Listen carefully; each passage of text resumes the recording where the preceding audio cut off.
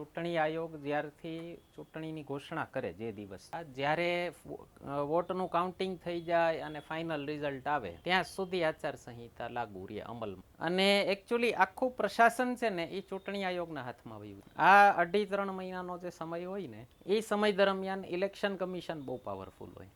ચાલો આપણે વાત થઈ હતી કાલે કે રોજ સ્ટાર્ટ કરશું 15 મિનિટ કરંટ અફેર્સના ડિસ્કશનથી. તો એક આજની એક ન્યૂઝ આવી છે, છોકરાઓમાં બધા એમાં અફરાતફરી ફેલાઈ ગઈ છે. પેલી ક્લાસ 3ની એક્ઝામ ચાલુ છે અત્યારે, ગૌણ સેવા બોર્ડની CCE જે કહેવાય છે. એમાં અત્યારે એમ કહેવાય ને તાત્કાલિક સ્ટે લગાવી દીધો છે એક્ઝામ ઉપર. તો આજ સુધીની જે લેવાઈ ગઈ ને એ લેવાઈ ગઈ. હવે પછી એક ઇલેક્શન પછી એટલે ગુજરાતમાં જ્યારે વોટિંગ થઈ જાય એના પછી લેવાશે. તો આવું શું કામ, એના માટે એક ટર્મ છે, લખી લેજો.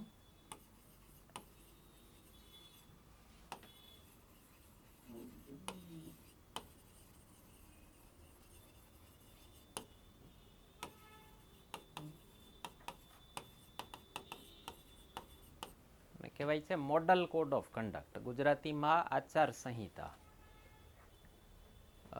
જ્યારથી ઇલેક્શનની ઘોષણા કરે ને ઇલેક્શન કમિશન, ચૂંટણી આયોગ જ્યારથી ચૂંટણીની ઘોષણા કરે જે દિવસથી, એ દિવસથી આ મોડલ કોડ ઓફ કન્ડક્ટ આચાર સંહિતા લાગુ થઈ જાય. તો અને ક્યાં સુધી ચાલે આ આચાર સંહિતા? જ્યારે વોટનું કાઉન્ટિંગ થઈ જાય અને ફાઇનલ રિઝલ્ટ આવે ત્યાં સુધી આચાર સંહિતા લાગુ રહે, અમલમાં રહે. એટલે આ પીરિયડ દરમિયાન આપણે લગભગ માનો ને 2.5-3 મહિના જેવો આ પીરિયડ હોય છે. તો આ પીરિયડ દરમિયાન કોઈ નવા કામ સરકાર ન કરી શકે. જેમ કે ભરતી આવતી હોય તો છોકરાઓમાં વાત થતી હોય કે ભરતી આવી જાય, ડિક્લેર થઈ જાય તો સારું, પછી આચારસંહિતા લાગુ પડી જશે. તો આચારસંહિતા લાગુ થઈ જાય તો એક મોટું નુકસાન શું થાય? નવી કોઈ જાહેરાત ન કરી શકે સરકાર. જે લાગુ થઈ ગયું હોય ને એ ચાલી જાય. જેમ કે આ વખતે ગુજરાત સરકારે બહુ સ્માર્ટલી કામ કર્યું. PSI કોન્સ્ટેબલની ભરતી ક્યારની, ગયા ઓગસ્ટ મહિનાની ચર્ચા હતી કે આવે છે આવે છે આવે છે. તો નહોતી આવતી એની પાછળ પેલા 3 કાયદા નવા આવી ગયા હતા. આપણે PSI કોન્સ્ટેબલની એક્ઝામમાં ક્રિમિનલ લો 3 ફોજદારી કાયદા કહેવાય, IPC, CRPC અને એવિડન્સ એક્ટ. ભારતીય ફોજદારી કાયદો, ફોજદારી કાર્યરીતિ કાયદો અને પુરાવાનો કાયદો એવિડન્સ એક્ટ. આ 3 કાયદા એમાં પૂછાય છે કોન્સ્ટેબલમાં, PSI બેયમાં. તો ભારત સરકારે આ 3 કાયદા નવા લઈ આવ્યા. તો હવે એ કાયદાને રાષ્ટ્રપતિની મંજૂરી મળે ત્યાં સુધી કાયદા અમલમાં ન આવે. ત્યાં અહીંયા ગુજરાતમાં PSI કોન્સ્ટેબલની ભરતી કરવી હતી. તો હવે સરકારને સમજાતું નહોતું કે જૂના કાયદા પ્રમાણે એક્ઝામ લેવી કે નવા કાયદા પ્રમાણે એક્ઝામ લેવી. જૂના કાયદા પ્રમાણે એક્ઝામ લેવાનો કોઈ મતલબ ન થાય. ઘણી વખત એવું બને કે એક્ઝામ ડિક્લેર કરી દે અને નવા કાયદા અમલમાં આવી જાય. તો હવે જૂનો કાયદો પૂછવાનો શું મતલબ જે અમલમાં છે નહીં? એકવાર ભરતી જાહેર કરી દીધી હોય પછી તમે એમ કહો કે હવે નવા કાયદા પ્રમાણે એક્ઝામ છે, તો છોકરાઓ પાછા જુદી રીતે પરેશાન થાય કે હવે ઓલું જૂનું વાંચ્યું તું એ નકામું ગયું, હવે નવેસરથી વાંચવાનું. તો ગુજરાત સરકારે શું કર્યું? ઇલેક્શન આવવાનું હતું, આચારસંહિતા લાગુ થવાની હતી, એ લોકો એકવાર ઘોષણા કરી દીધી કે PSI કોન્સ્ટેબલની ભરતી કરવાના છે. એકવાર ઓફિશિયલ જાહેરાત આવી જાય ને પછી આચારસંહિતા લાગુ ન પડે. આચારસંહિતા લાગુ થઈ જાય, એકવાર અમલમાં આવી જાય પછી નવી જાહેરાત ન થઈ શકે. આવું શું કામ? રૂલિંગ પાર્ટી પોતાની એક જે સત્તામાં જે એ લોકો છે એ પોઝિશનનો ખોટો ફાયદો ન ઉઠાવે અને ઇલેક્શનની જસ્ટ પહેલાં માની લો નવી જાહેરાતો કરવા માંડે ને તો વોટર એનાથી પ્રભાવિત થઈ જાય. તો એ રૂલિંગ પાર્ટીના, શાસક પક્ષના ફેવરમાં વોટ આપવાનો એનો ચાન્સ વધી જાય. ઓપોઝિશનવાળા પાસે તો એ એડવાન્ટેજ છે નહીં.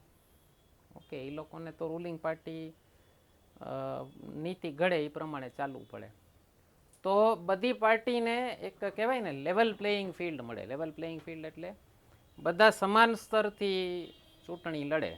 એના માટે આ આચારસંહિતા લાગુ કરવામાં આવે છે. તો લખી લેજો ક્યારથી અમલમાં આવે છે.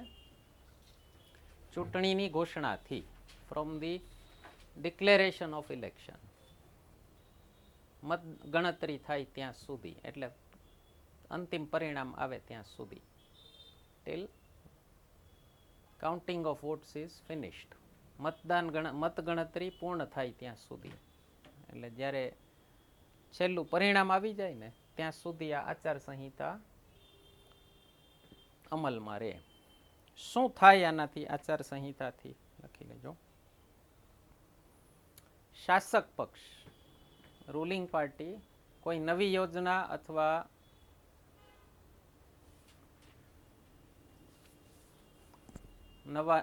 નવી ભરતી, નવા પ્રોજેક્ટ શરૂ ન કરી શકે.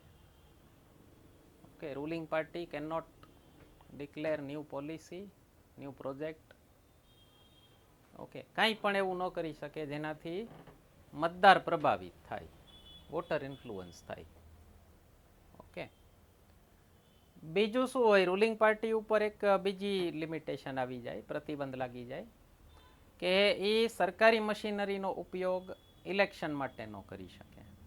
ઓકે, એણે પોતાના પ્રાઇવેટ વાહનો, પ્રાઇવેટ બધી વસ્તુઓનો ઉપયોગ કરવો પડે. એટલે અને એમાં એક ઇલેક્શન કમિશન એમાં ચોખવટ કરે છે કે તમારું કામ ઓવરલેપ પણ ન થવું જોઈએ. માની લો કોઈ મંત્રી દિલ્હીથી માની લો અમદાવાદ આવતા હોય અને એને એમ થાય કે સરકારી કામથી અમદાવાદ આવ્યો છું અને લાવને એક ચૂંટણીની રેલી પાર્ટીએ ઓર્ગેનાઇઝ કરી છે તો એમાંય ભાષણ દેતો જાવ, એક ધક્કે બે કામ પતે. નહીં સાહેબ, એવું ન ચાલે. થયેલું છે, કોઈ સ્ટેટના મુખ્યમંત્રી બીજા સ્ટેટમાં ગયા હોય સરકારી કામથી અને અહીંયા ઇલેક્શન ચાલતું હોય ને ચૂંટણીની રેલીમાં ભાષણ આપી આવ્યા હોય તો ઇલેક્શન કમિશને આખું બિલ પકડાવ્યું હોય કે તમારા રાજ્યએ જે તમને ચાર્ટર પ્લેન આપ્યું ને આ રાજ્યથી ઓલા રાજ્ય જવામાં પાછા આવવામાં, એનું ભાડું રાજ્ય સરકારને ચૂકવી દેજો. તો મુખ્યમંત્રીએ પોતાના પૈસે અથવા પાર્ટીના પૈસે ચૂકવવું પડે. એટલે બીજું શું છે, સરકારી મશીનરીનો ઉપયોગ, સરકારી સંસાધનોનો ઉપયોગ ચૂંટણી પ્રચારમાં ન થઈ શકે. બરાબર. ત્રીજું, તમે જોયું હોય સરકારની જાહેરાતો છાપામાં આવતી હોય છે, છાપામાં સરકારને અમુક જાહેરાતો ફ્રીમાં મળતી હોય, છાપામાં પછી બધી ન્યૂઝ ચેનલોમાં. ઓકે, ખાસ કરીને દૂરદર્શન, ઓલ ઇન્ડિયા રેડિયો, એ બધામાં પહેલાં તો એક જ માધ્યમ હતા પ્રચારના, તો એમાં સરકાર પછી જાહેરાતો ન આપી શકે પોતાનો પ્રચાર કરવા માટે. અને બધાને સમાન અમુક જાહેરાત મફત આપવી પડે રાષ્ટ્રીય પાર્ટીઓને. આપણે બંધારણમાં જોશું આગળ રાષ્ટ્રીય પાર્ટી ને સ્ટેટ પાર્ટી અને નેશનલ પાર્ટીના શું તફાવતો હોય છે. તો નેશનલ પાર્ટીને દૂરદર્શનમાં, ઓલ ઇન્ડિયા રેડિયોમાં અમુક મિનિટોની મફત જાહેરાત ચૂંટણી સમયે મળતી હોય, તો એમાં બધાને સમાન આપવું પડે. પછી પહેલાં થતું, આ બધા દુરુપયોગ થતા ને એટલે ધ્યાનમાં આવ્યું કે ભાઈ આ બધું કામ થઈ શકે છે સરકાર દ્વારા. તો જેમ કે પબ્લિક મેદાનો હોય ને, જેટલા પણ રસ્તા છે, ઓકે, કાંઈ પણ પબ્લિક સંસાધનો છે, એનો ઉપયોગ બધી પાર્ટીને સમાન રૂપથી કરવાની છૂટી હોવી જોઈએ ચૂંટણી પ્રચાર દરમિયાન, જ્યારે આ આચારસંહિતા લાગુ છે ત્યારે. એટલે સરકાર પોતાની પાર્ટીને જ આપે કોઈ મેદાનમાં રેલી કરવાની છૂટી અને વિપક્ષી પાર્ટી ન આપે, એવું ન ચાલે. બરાબર. તો સરકાર ઉપર ઘણી બધી લિમિટેશન હોય અને બધી પાર્ટીઓ ઉપર અમુક સમાન લિમિટેશન હોય કે પેલું કોઈ ભડકાવ બયાન નહીં દેવાના, જાતિના નામે, સંપ્રદાયના નામે વોટ નહીં માગવાનો, સાંપ્રદાયિક જે પણ બધા ચિહ્નો હોય, જે રિલિજિયસ સિમ્બોલ્સ હોય, એટલે જેમ કે મંદિર છે, મસ્જિદ છે, ચર્ચ છે, એનો ઉપયોગ મતદાન મેળવવા માટે, પ્રચાર માટે ન થઈ શકે, વગેરે વગેરે. આવું બધું ઘણું બધું હોય લિમિટેશન. એમાં પછી સમજો, એમાં ઓલું કાંઈ બ્લેક એન્ડ વ્હાઇટ ન હોય, થોડાક ગ્રે એરિયા હોય. ઓકે, ક્યાં એ તો ભાઈ નેતા લોકો બુદ્ધિવાળા છે ને, એટલે તો નેતા છે. ઓકે, નહીંતર તો આપણી જેમ નોકરી કરતા હોત ને. તો એ લોકો થોડીક ક્યાંક છૂટછાટ લઈ લે. પછી શું હોય, કાયદામાં થોડુંક ક્યાંક છૂટછાટ મળતી હોય, છટકબારીઓ હોય, તો એનો ઉપયોગ થતો હોય હંમેશા. પણ મોટું ઘણું બધું આનું પાલન થાય છે. અને બહુ સ્ટ્રિક્ટલી અમલ થાય છે. તમને ગર્વ થાય જાણીને કે ભારતનું ચૂંટણી આયોગ દુનિયાના સૌથી નિષ્પક્ષ ચૂંટણી આયોગોમાંનું એક છે. અને ભારતના ઇલેક્શન આ લોકો ભલે ગમે તે કહે, એક કોઈ પણ ડેમોક્રેસીમાં એની ડેમોક્રેસી કેટલી મજબૂત છે લોકતંત્ર એ દેશનું, એના માટેનું એક માપદંડ હોય કે ઇલેક્શન છે ને ફ્રી એન્ડ ફેર થવા જોઈએ, મુક્ત અને નિષ્પક્ષ ચૂંટણી થવી જોઈએ. ભારતમાં લગભગ એમ મુક્ત અને નિષ્પક્ષ એટલે ક્યાંક થોડીક માઇનર ક્યાંક ક્યાંક ગડબડીઓ થઈ જતી હોય. બીજું શું થાય, ચૂંટણી આચારસંહિતા અમલમાં આવે એના પછી સરકાર કોઈ પણ સરકારી અધિકારીઓની ટ્રાન્સફર ન કરી શકે. અને એકચ્યુઅલી આખું પ્રશાસન છે ને એ ચૂંટણી આયોગના હાથમાં વયું જાય. આ 2.5-3 મહિનાનો જે સમય હોય ને એ સમય દરમિયાન ઇલેક્શન કમિશન બહુ પાવરફુલ હોય. અને ત્યારે મંત્રીઓ ડાયરેક્ટલી આમ કોઈ ડિસિઝન નથી લઈ શકતા. પોલિસી ડિસિઝન તો લેવાતા જ નથી. નીતિગત નિર્ણયો તો આ સમય દરમિયાન લેવાતા જ નથી. જે ચાલુ કામ છે ને એમ ચાલુ રહેશે.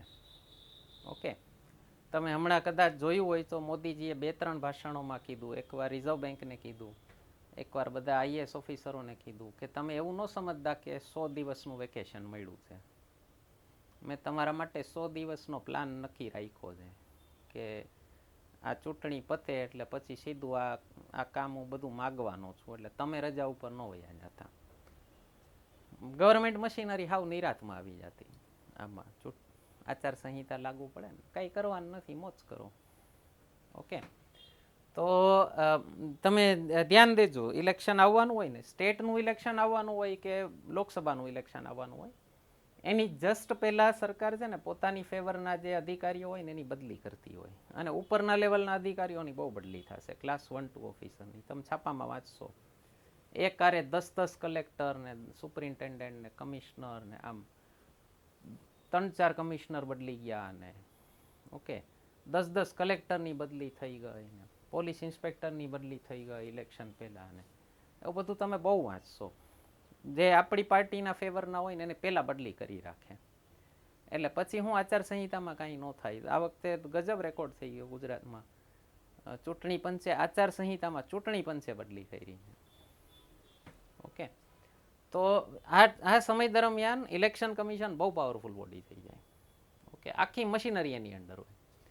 મંત્રીઓની જરૂર ક્યારે પડે, કાંઈક એવી ઇમરજન્સી જેવી કાંઈ કોઈ મુસીબત જેવી આવી ગઈ હોય, જેમ કે ગયા ઇલેક્શનમાં 2019ના ઇલેક્શન દરમિયાન ઓડિશામાં વાવાઝોડું આવ્યું હતું.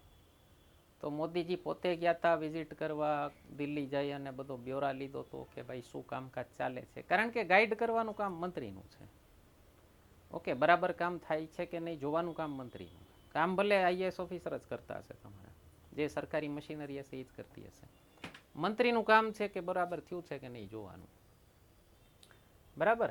હવે આનો અમલ ક્યારથી શરૂ થયો મોડલ કોડ ઓફ કન્ડક્ટનો? પેલા અમુક ફેક્ચ્યુઅલ ક્વેશ્ચન છે, કદાચ ક્યાંય આવી શકે. 1960માં સૌથી પહેલા આનો અમલ થયો તો કેરેલામાં. કેરેલા સરકારે સ્વતઃ પોતાની રીતે આનો એક આચારસંહિતા બનાવી હતી અને ચૂંટણી આયોગને કામ ગમ્યું. તો પછી 1962માં 62માં ત્રીજું ઇલેક્શન થયું ભારતનું આઝાદ ભારતનું પહેલું ઇલેક્શન ક્યારે થયું? 51-52. આપણે આઝાદ ક્યારે થયા? 47. આપણે સરકાર કેટલા વર્ષની હોય? 5. તો પહેલી સરકાર તો આવેલી હતી, ગઈકાલે જોયું આપણે, બંધારણ સભા. તો 47થી 5 વર્ષ એટલે ક્યારે પતે? 52. તો પહેલું ઇલેક્શન ક્યારે થયું? 52. આ કારણ નથી, તમને સમજાવવા માટે દઉં છું. કારણ આ નથી 52માં ઇલેક્શન થયા. 50માં બંધારણ અમલમાં આવ્યું, એ લોકોને અમુક સમય જોતો હતો. તમને સમજાવવા માટે દઉં. 47માં આઝાદ થયા, 5 વર્ષની સરકાર, પહેલું ઇલેક્શન 52. પહેલું 52, બીજું 57, ત્રીજું 62. બરાબર. તો 62માં જે ત્રીજું ઇલેક્શન થયું ને ત્યારથી ભારતના ચૂંટણી આયોગે આચારસંહિતા એક ગાઈડલાઇન્સ દેવાનું શરૂ કર્યું. પછી ધીમે ધીમે ખબર પડી કે ભાઈ આમાં એ લૂપહોલ્સ નીકળે છે, એટલે ધીમે ધીમે કરતાં વધુ સ્ટ્રિક્ટ થતું ગયું. તો 77ના ઇલેક્શનમાં ચૂંટણી આયોગે, ઇમરજન્સી પછી જે ઇલેક્શન થયું હતું, એમાં ચૂંટણી આયોગે વ્યવસ્થિત ગાઈડલાઇન્સ આપી કે કોના માટે શું નિયમો છે. એ ઇલેક્શનમાં પાછી છૂટછાટો લેવાની હતી, એટલે બધી પાર્ટીઓએ પાછી ફરિયાદ કરી ઇલેક્શન કમિશનને. તો 79માં જે ઇલેક્શન થયું ને, ત્યારથી પછી પ્રોપર વ્યવસ્થિત આનું પાલન થાય છે. અને ઘણી વખત ચેન્જ થયા છે આમાં, જ્યારે જ્યારે જરૂર લાગે ત્યારે આમાં કાંઈક માઇનર ફેરફાર થઈ રાખતા હોય.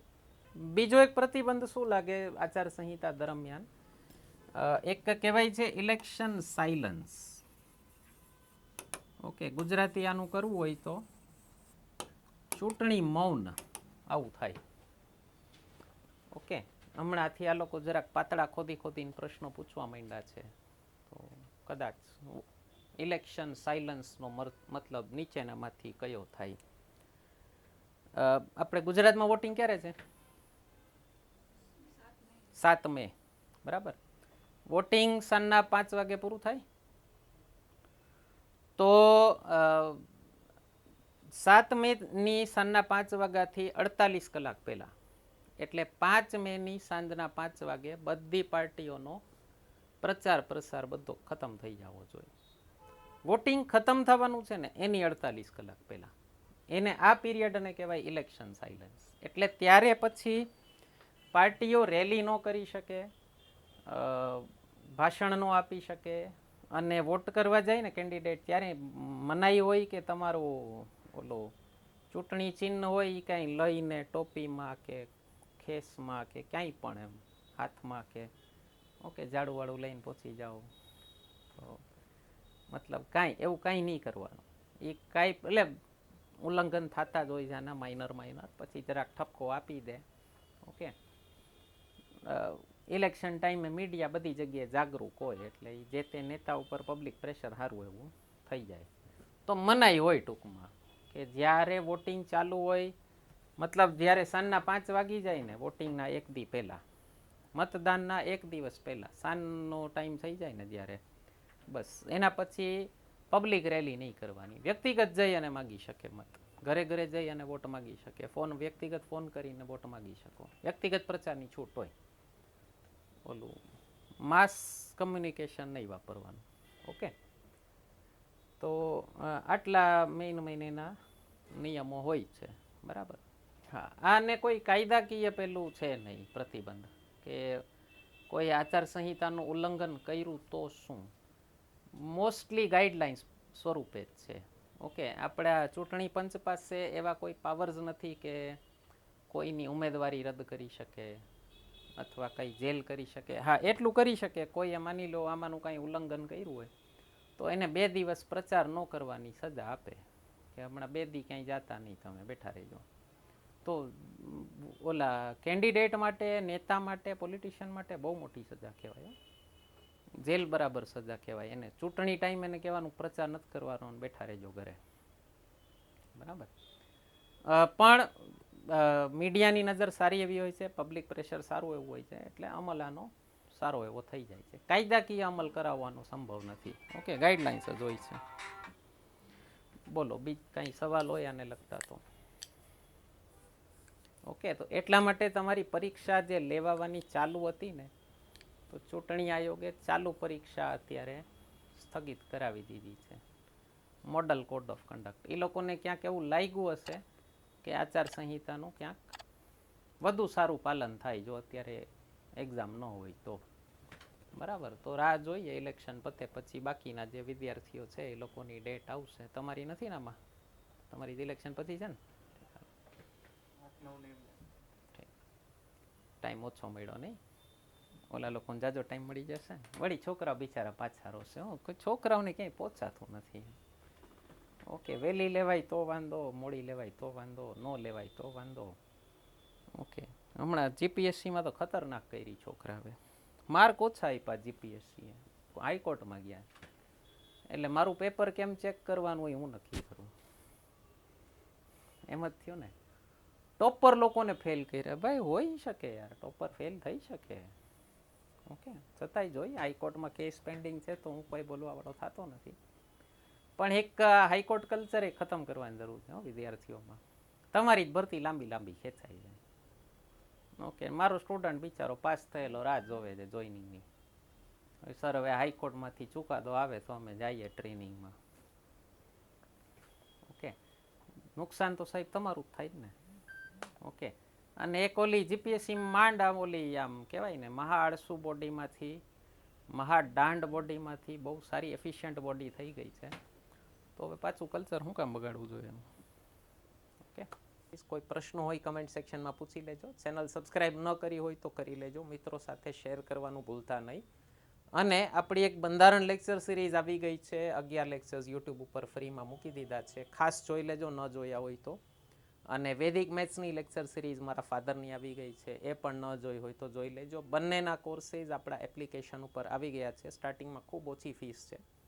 ફક્ત 2 કોર્सेस અટેન્ડ કરી લેશો તો પણ તમારી આવનારી પ્રિલિમ્સ પાસ કરવામાં ખૂબ તમને સહાયતા મળશે. ક્લાસ 1ની પ્રિલિમ્સમાં 100 માર્ક્સનું વેટેજ આ 2 જ સબ્જેક્ટનું હોય છે 400માંથી.